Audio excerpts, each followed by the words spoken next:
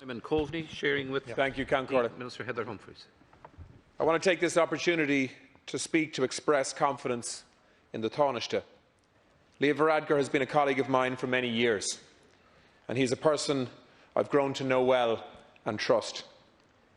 We're here today because of a Sinn Féin attempt to continue to sow division within government and capitalise on a mistake made by the Tánaiste.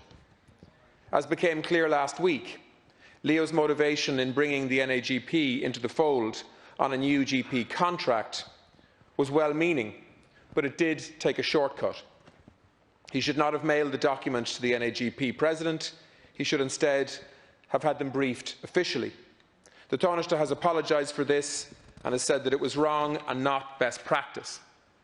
However, if you were to read the abuse that faceless online trolls and their backers have drummed up, you would be forgiven for thinking the Tánaiste had acted for personal gain or to sabotage something, instead of landing widespread support for a deal done with GPs that he cared about.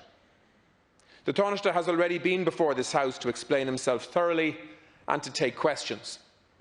It is obvious now that for some, what is ongoing is not about establishing facts or truth, but about sustaining a political smear campaign masquerading as whistleblowing to inflict maximum political damage. Let's talk about whistleblowers. In 2014, as Garda Sergeant Maurice McCabe's reputation stood in tatters and as he was labelled as disgusting by his superior, who was it in this House who stood out from the crowd and said, no, the actions of Maurice McCabe are not disgusting but distinguished?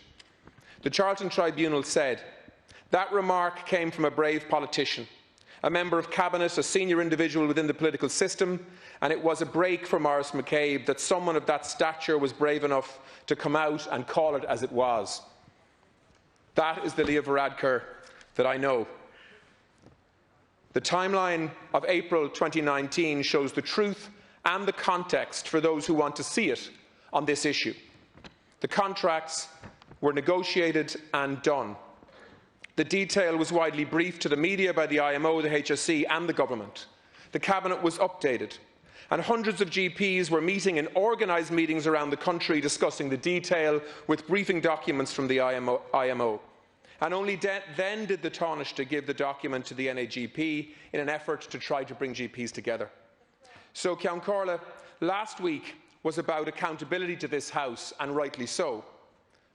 But what is Sinn Féin's game here this evening?